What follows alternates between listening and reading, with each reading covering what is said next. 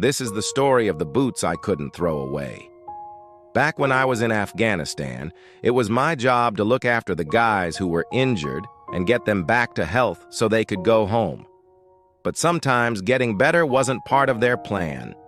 And one of the hardest things I had to do was say goodbye to the guys who were leaving, knowing they probably weren't coming back. There was one guy, though, who I promised I would see again. His name was Wally, and he was one of the bravest soldiers I ever met.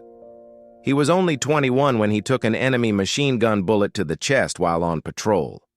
I remember that day vividly. It was one of our last days in country. We were getting ready to head home. And Wally and we talked for hours. We talked about everything from family to football to what life would be like after Afghanistan. And by the end of the day, we made a promise to each other that we'd both come back home. Only I did.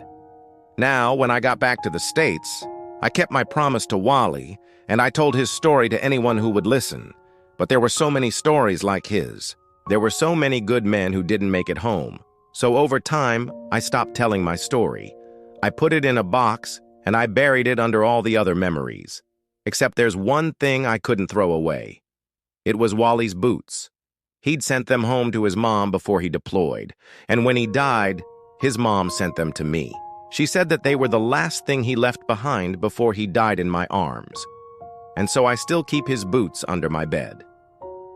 Every night when I go to sleep, I think about the promise I made to Wally and the promise I broke.